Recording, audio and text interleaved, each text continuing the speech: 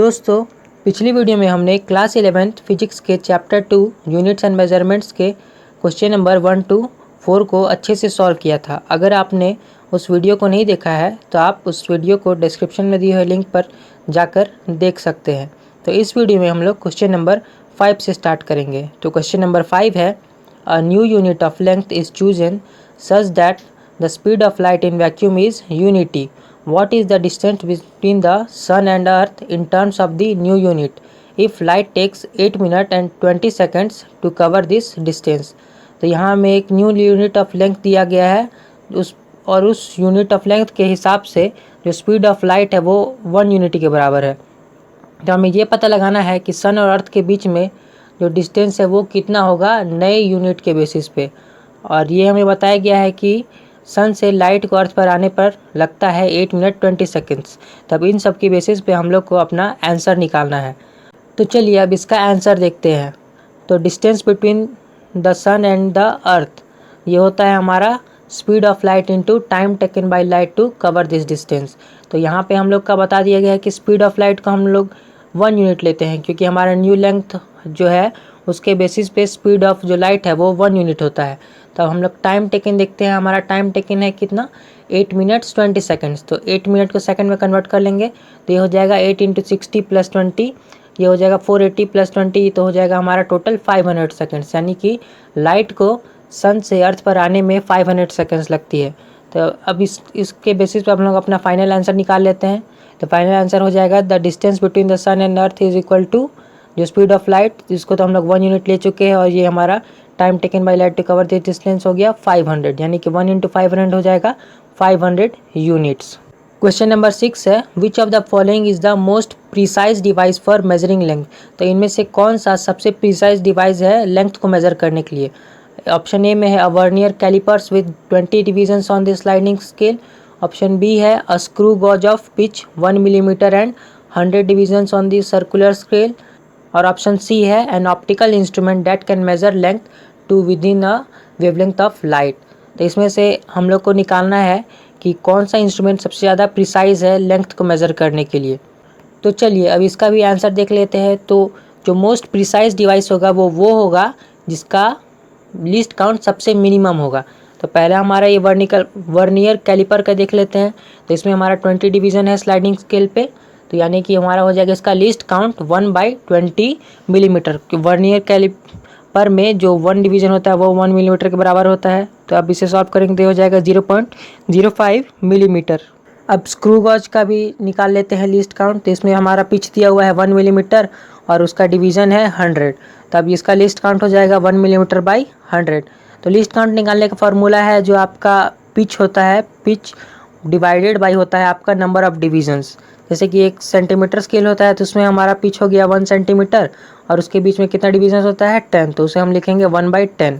तो अब ये पहले स्क्रू गॉज का ही देख लेते हैं. तब इसका हो जाएगा हमारा आंसर 0.01 मिलीमीटर. तो थर्ड नंबर है हमारा optical instrument that can measure a wavelength of light. तो वेवलेंथ ऑफ लाइट हमारा होता है 589 नैनोमीटर के बराबर. और एक नैनोमीटर तो होता है वो बहुत छोटा होता है. इस हिसाब से आप समझ सकते हैं कि इसका लीस्ट काउंट होगा वो भी बहुत ज़्यादा छोटा होगा. छोटा नहीं है, मतलब इसके हिसाब से वो बड़ा ही होगा, यानी कि वो ज़्यादा प्रिसाइज देगा. इसलिए हमारा ऑप्टिकल इंस्ट्रूमेंट जो है वो सबसे प्रिसाइज है. क्वेश्चन नंबर 7 देखते हैं. तो क्वेश्चन नंबर 7 है, a student measures the thickness of a human hair by looking at it through a microscope of magnification 100. यानी कि एक जो स्टूडेंट है वो अपना किसी के हेयर का थिकनेस को मेज़र कर रहा है वो माइक्रोस्कोप से, जिसका मैग्नीफिकेशन है 100 टाइम्स का. तो ही मेक्स 20 ऑब्जर्वेशन. तो वो 20 ऑब्जर्वेशन करता है और उसे एवरेज जो मिलता है माइक्रोस्कोप से वो है 3.5 मिलीमीटर का. मतलब हेयर का जो उसे मिलता है थिकनेस का लेंथ वो है 3.5 मिलीमीटर. तो हमें what is the estimate of the thickness of the hair. तो हम लोग को उसके हेयर के थिकनेस का एस्टिमेट निकालना है. तब इसका आंसर देख लेते हैं. तो मैग्नीफिकेशन ऑफ माइक्रोस्कोप क्या है, 100 है. तो average width of hair of the field of view of the microscope है हमारा दिया हुआ 3.5 मिलीमीटर. और तो इस हिसाब से हमारा एक्चुअल थिकनेस ऑफ हेयर हो जाएगा 3.5/100, यानी कि 0.035 मिलीमीटर. अब क्वेश्चन नंबर 8 देखते हैं. इसमें आंसर द फॉलोइंग. इसका नंबर ए है, you are given a thread and a metre scale. How will you estimate the diameter of the thread. तो इसमें हमें एक थ्रेड दिया गया है और एक मीटर स्केल दिया गया है। तब इन दोनों की मदद से हम लोग उस थ्रेड का डायमीटर कैसे निकालेंगे, हमें ये बताना है। तो चलिए अब इसका आंसर देखते हैं। तो इसका आंसर है the thread should be wrapped around a pencil a number of times so as to form a coil having its turns touching each other very closely. Measure the length of this coil with a meter scale. If L be the length of the coil and N be the number of turns of the coil, then the diameter of the thread is given by the relation diameter is equal to L by N. तो हमें करना क्या है कि उस pencil में उस thread को गोल गोल गोल गोल करके लपेट देना है ताकि एक कॉइल बन जाए, और ऐसे लपेटना है कि जो थ्रेड है उनके बीच में बहुत ही कम स्पेस हो। तब अगर मान ले कि उस कॉइल का जो लेंथ है L है और जो कॉइल में नंबर ऑफ टर्न्स बनेंगे उस थ्रेड से उसको हम लोग N मान ले, तो इस हिसाब से हम लोग जो डायमीटर उसका निकलेगा उसका रिलेशन हो जाएगा L बाई N, यानी कि length divided by number of turns. B number है a screw gauge has a pitch of 1 millimeter and 200 divisions on the circular scale. Do you think it is possible to increase the accuracy of the screw gauge arbitrarily by increasing the number of divisions on the circular scale? तो एक screw gauge है जिसका pitch है 1 millimetre और उस pitch में 200 divisions है। तो हमें ये बताना है कि क्या ये पॉसिबल है कि हम लोग उसका एक्यूरेसी बढ़ा दें उस नंबर ऑफ डिविजन्स को बढ़ाकर। तो जाहिर सी बात है इसका आंसर होगा yes we can do this. तब चलिए आंसर देख लेते हैं अच्छे से एक बार। तो यहाँ least count of screw gauge है होता है pitch by number of divisions on the circular scale. So theoretically when the number of divisions on the circular scale is increased the least count of the screw gauge will increase. यानी कि जब हमारा देखिए pitch by number of divisions है तो यहाँ number of divisions जैसे जैसे बढ़ते जाएगा तो वहाँ जो है हमारा जो लिस्ट काउंट है वो भी बढ़ते जाएगा। तो hence the accuracy of the screw gauge will increase. तो ऐसे ऐसे हमारा स्क्रू गॉज का एक्यूरेसी भी बढ़ते जाएगा, यानी कि लिस्ट काउंट है जितना बड़ा होते जाएगा, यानी कि डेसिमल के बाद जितना ज़्यादा पॉइंट बढ़ते जाएगा उतना ज़्यादा हमारा लिस्ट काउंट बढ़ता है। अब देखिए हमारा however this is only a theoretical idea, लेकिन ये केवल थियोरेटिकल आइडिया है क्योंकि प्रैक्टिकल अगर इसका यूज़ करें तो इसमें बहुत सारी डिफ़िकल्टीज़ आती है, यानी कि आप प्रैक्टिकली जितना मन उतना डिविजन ऐसा ही नहीं बढ़ा सकते हैं। सी नंबर है the mean diameter of a thin brass rod is to be measured by vernier callipers. Why is a set of 100 measurements of the diameter expected to yield a more reliable estimate than a set of 5 measurements only. तब यहाँ बताया गया है कि एक mean diameter है thin brass का, उसको मेज़र किया गया है वर्नियर कैलिपर से। तो एक बार जो है उसमें 100 मेजरमेंट्स किया गया और एक बार 5 मेजरमेंट्स किया गया। तो हमें ये बताना है कि दोनों में से कौन सा मेजरमेंट जो होगा वो हमें ज़्यादा अच्छा रिजल्ट देगा। तो जाहिर सी बात है प्रोबेबिलिटी जो है ना, हमारी जो प्रोबेबिलिटी है जो वो ट्रू वैल्यू से तब नज़दीक आती है जब हम ऑब्जर्वेशन जो होता है वो बढ़ते जाता है, यानी कि the probability of making random errors can be reduce to a large extent in 100 observation than in the case of 5 observation. यानी कि जैसे जैसे हम लोग ऑब्जर्वेशन बढ़ाते जाते हैं तो हमारा जो प्रोबेबिलिटी का वैल्यू आता है वो ट्रू वैल्यू के नज़दीक आते जाता है, यानी कि उसमें जो एरर्स आते हैं वो कम होते जाते हैं। तो यही कारण है कि हम लोग 100 मेजरमेंट्स को चूज़ करेंगे 5 मेजरमेंट्स की जगह। क्वेश्चन नंबर 9 है the photograph of a house occupies an area of 1.75 centimetre square on a 35 millimetre slide.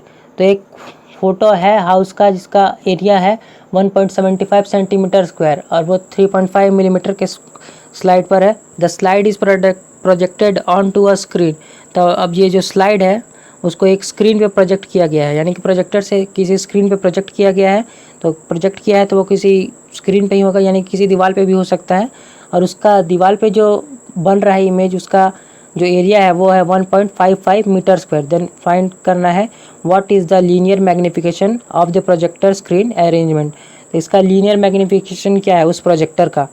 तो चलिए पहले एरियल मैग्निफिकेशन हम लोग तब यूज़ करते हैं जब हमारे पास दो एरिया हो, एक रियल एरिया हो और एक इमेज का एरिया हो। तो एरियल मैग्निफिकेशन हमारा हो जाएगा area of the image by area of the object. इसको हम लोग v square by u square लेके चल सकते हैं। तो ये हो जाएगा हमारा 1.55 by 1.75 into 10 to the power 4। तब इनको सॉल्व करने पर आएगा 8.857 इंटू 10 टू द पावर 3। अब हमारा लीनियर मैग्नीफिकेशन होता है वो उसका वैल्यू होता है अंडर रूट एरियल मैग्नीफिकेशन के बराबर। तो एरियल मैग्नीफिकेशन हमने निकाल लिया है, तब उसका वैल्यू यहाँ पर डाल देंगे तो ये हो जाएगा अंडर रूट 8.857 इंटू 10⁻3। अब इसको सॉल्व कर लेंगे तो ये हो जाएगा 94.1। क्वेश्चन नंबर 10 है state the number of significant figures in the following. तो इस अभी नीचे दिए हुए ऑप्शन में हम लोग को सिग्निफिकेंट फिगर्स का नंबर निकालना है। तो पहले ये जान लेते हैं कि सिग्निफिकेंट फिगर्स किसको बोलेंगे। तो सारे non zero number significant figures होते हैं और zeros between two non zero digits are significant, यानी कि पहला स्टार्टिंग वाला डिजिट नॉन जीरो है और उसके बीच में जितना भी जीरो सब भी नॉन जीरो सिग्निफिकेंट ही कहलाएगा अगर उसके लास्ट में भी क्या हो नॉन जीरो नंबर हो, यानी कि स्टार्टिंग नंबर नॉन जीरो हो और लास्ट नंबर नॉन जीरो हो तो बीच में जितने भी जीरोज होंगे वो सब सिग्निफिकेंट कहलाएंगे। Leading zeros are not significant, यानी कि किसी नंबर के स्टार्टिंग में पहले से ही जीरो हो, जैसे 0.000.5 हो तो इसमें स्टार्टिंग वाले जीरोज को सिग्निफिकेंट नहीं बोला जाता है। Trailing zeros to the right of the decimal are significant. Trailing zeros यानी कि कोई नंबर है उसके बाद पॉइंट है और डेसिमल के बाद जितने भी जीरोज़ है वो सब सिग्निफिकेंट होते हैं। Trailing zeros in a whole number with a decimal shown are significant, तो ये भी सिग्निफिकेंट होते हैं। अब ए नंबर है हमारा 0.007 मीटर स्क्वायर। तो इसमें हमें बताना है कि इसमें कितना सिग्निफिकेंट फिगर है। तो देखिए हमारा पहले लीडिंग जीरोज़ है, पहले 000, ये तो लीडिंग जीरोज़ है इसलिए ये सिग्निफिकेंट फिगर नहीं होंगे। तो हमारा आखिरी बचता है नंबर 7, तो हमारा वही हो जाएगा सिग्निफिकेंट फिगर। अब बी नंबर में है 2.64 इंटू 10⁻24 kg। तो यहाँ पे देखिए for the determination of significant values the power of 10 is irrelevant, यानी कि 10 का पावर जो है वो सिग्निफिकेंट फिगर्स में नहीं आता है, गिना नहीं जाता है।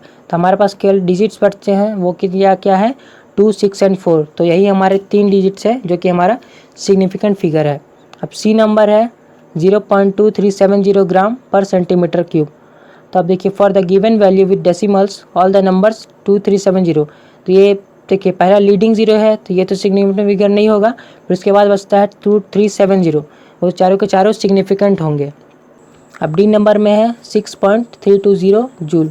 तब इसमें सारे के सारे नंबर सिग्निफिकेंट है क्योंकि यहाँ पे जो है स्टार्टिंग नंबर हमारा जो है वो नॉन जीरो है, डेसिमल से पहले वाला नंबर जो है नॉन जीरो है, इसलिए ये सारे के सारे नंबर सिग्निफिकेंट होंगे। तो यहाँ पे 4 सिग्निफिकेंट फिगर है।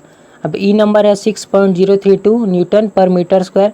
तो यहाँ पे भी हमारे पास 4 सिग्निफिकेंट फिगर है क्योंकि स्टार्टिंग नंबर नॉन जीरो है और एंडिंग नंबर भी नॉन जीरो है। अब एफ नंबर पे है 0.0006032 मीटर स्क्वायर। तो यहाँ पे देखिए लीडिंग जीरो जो चारों के चारों है वो सब सिग्निफिकेंट फिगर नहीं होंगे। अब उसके बाद बचता है 6032, तो ये चारों के चारों सिग्निफिकेंट फिगर्स होंगे। तो इसमें नंबर ऑफ सिग्निफिकेंट फिगर्स हो गया 4। अब 11 नंबर पे देखते हैं। 11 नंबर है question the length breadth and thickness of a rectangular sheet of metal are 4.234 metre, 1.005 metre and 2.01 centimetre respectively. Give the area and volume of the sheet to correct significant figures. तो इसमें हम लोग को area और volume निकालना है। तब यहाँ देख लेते हैं एरिया ऑफ रेक्टेंगुलर शीट क्या होगा, लेंथ इंटू ब्रेथ। तो लेंथ इंटू ब्रेथ करते हैं तो यहाँ हो जाएगा 4.234 इंटू 1.005। तो यहाँ पे देखिए 3 डेसिमल डिजिट्स तक हमारा है फिगर। तो यहाँ पे हमारा हो जाएगा 4 मल्टीप्लाई करने पर दोनों का आएगा 4.255 मीटर स्क्वायर। तो ये हो जाएगा हमारा राउंड ऑफ 4.3 मीटर स्क्वायर के बराबर। अब वॉल्यूम ऑफ रेक्टेंगुलर शीट निकालेंगे, उसके लिए हम लोग को मल्टीप्लाई करना होगा लेंथ को ब्रेथ से और फिर इन दोनों को थिकनेस से।